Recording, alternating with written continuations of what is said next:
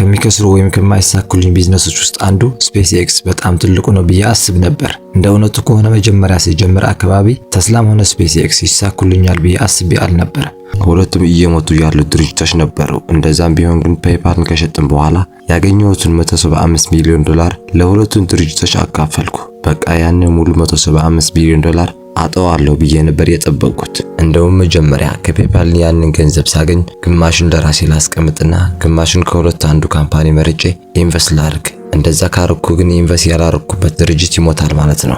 ኢንቨስት ያረኩበት ድርጅት ራሱ የመሞት እድሉ በጣም ከፍተኛ ነበረ። ግን ደግሞ ከ175 ሚሊዮን ላይ ግማሹን በጣም እንኳን ምንም አልሆንም ብዬ ነበር ያሰብኩት። ከዛም ሁለቱም ድርጅቶች በጣም ትልቅ የሚባል አደጋ ውስጥ ገቡ። ሁለቱም ድርጅቶች በጣም ትልቅ ገንዘብ ይጠይቃሉ። ባንኮች ፊታቸው አዞሩብኝ። ስለዚህ የቀረኝ አማራጭ ገንዘቤን እንዳለ አንድ ካምፓኒ ላይ አውጥቼ ሌላኛው ካምፓኒ እንዲሞት ማድረግ ነው፣ ወይም ደግሞ ገንዘቤን ለሁለት አካፍዬ ሁለቱም ድርጅቶች እንዳይሞቱ ለመጣር ነበር።